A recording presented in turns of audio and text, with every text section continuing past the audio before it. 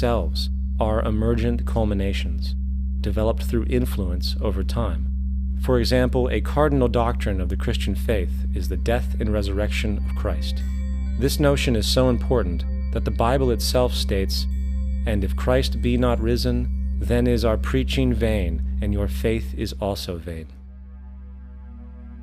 Yet it is very difficult to take this account literally, for not only is there no primary source denoting this supernatural event in secular history, awareness of the enormous number of pre-Christian saviors who also died and were resurrected immediately puts the story in mythological territory by association.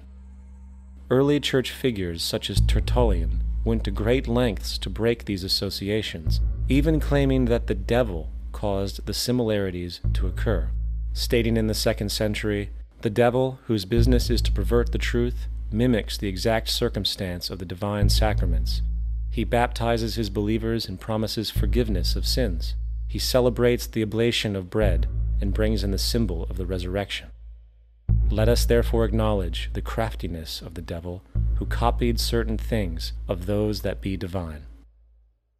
What is truly sad, however, is that when we cease the idea that the stories from Christianity, Judaism, Islam, and all the others are literal history, and accept them for what they really are, which are purely allegorical expressions derived from many faiths, we see that all religions share a common thread, and it is this unifying imperative that needs to be recognized and appreciated. Religious belief has caused more fragmentation and conflict than any other ideology.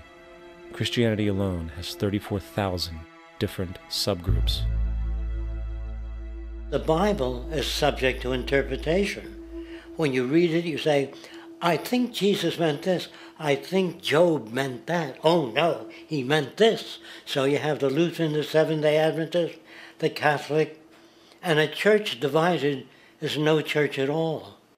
And a church divided is no church at all.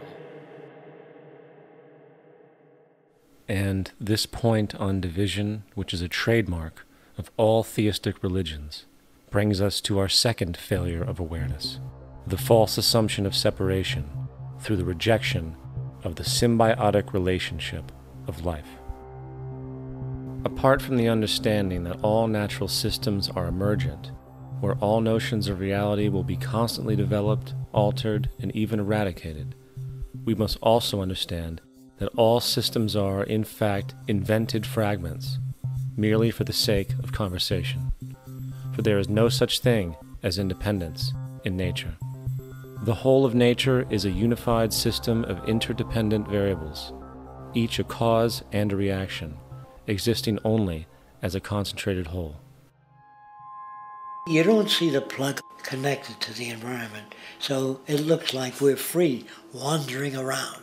Take the oxygen away, we all die immediately. Take plant life away, we die. And without the sun, all the plants die. So we are connected.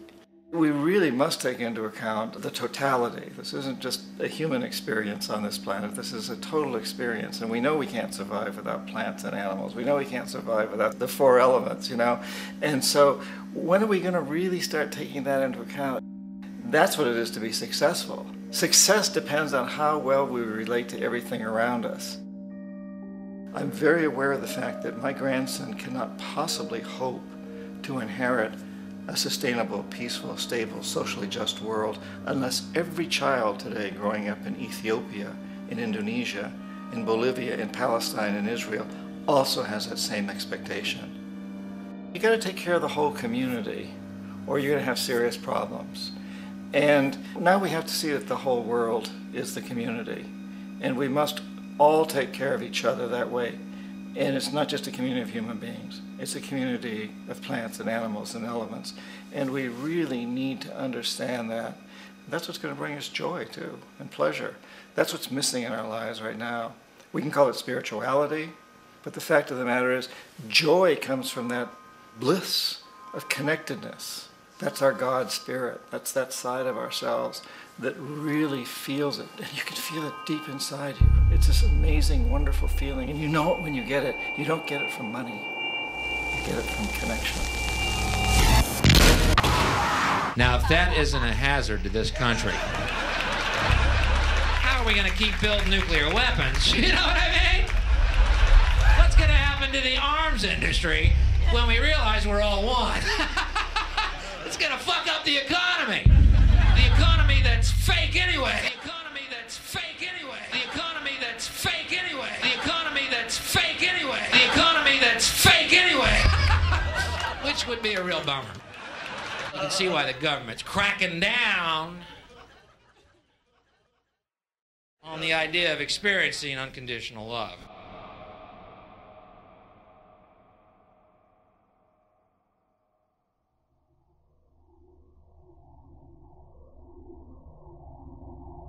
Once we understand that the integrity of our personal existences are completely dependent on the integrity of everything else in our world, we have truly understood the meaning of unconditional love. For love is extensionality, and seeing everything as you and you as everything can have no conditionalities. For, in fact, we are all everything at once.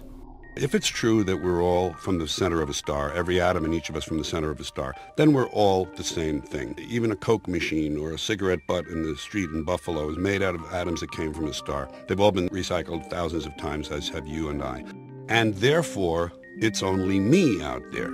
So what is there to be afraid of? What is there that needs solace-seeking? Nothing. There's nothing to be afraid of because it's all us. The trouble is we have been separated by being born and given a name and an identity and being individuated. We've been separated from the oneness, and that's what religion exploits, that people have this yearning to be part of the overall one again. So they exploit that. They call it God. They say he has rules. And I think it's cruel. I think you can do it absent religion.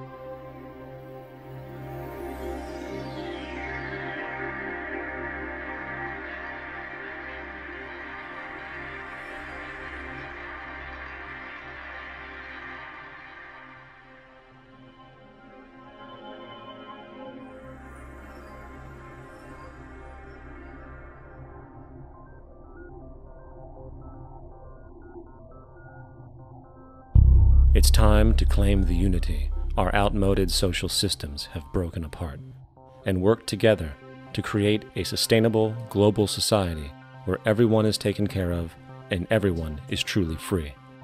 Your personal beliefs, whatever they may be, are meaningless when it comes to the necessities of life. Every human being is born naked, needing warmth, food, water, shelter. Everything else is auxiliary. Therefore, the most important issue at hand is the intelligent management of the Earth's resources. This can never be accomplished in a monetary system, for the pursuit of profit is the pursuit of self-interest, and therefore imbalance is inherent. Simultaneously, politicians are useless, for our true problems in life are technical, not political. Furthermore, ideologies that separate humanity, such as religion, need strong reflection in the community in regard to its value, purpose, and social relevancy. Hopefully, through time, religion will lose its materialism and basis in superstition and move into the useful field of philosophy. The fact is, society today is backwards, with politicians constantly talking about protection and security rather than creation, unity, and progress. The U.S. alone now spends about $500 billion annually on defense. That is enough to send every high school senior in America to a four-year college. In the 1940s, the Manhattan Project produced the first true weapon of mass destruction. This program employed 130,000 people at an extreme financial cost. Imagine what our life would be like today if that group of scientists, instead of working on a way of killing people, worked on a way to create a self-sustaining, abundant world. Life today would be very, very different if that was their goal.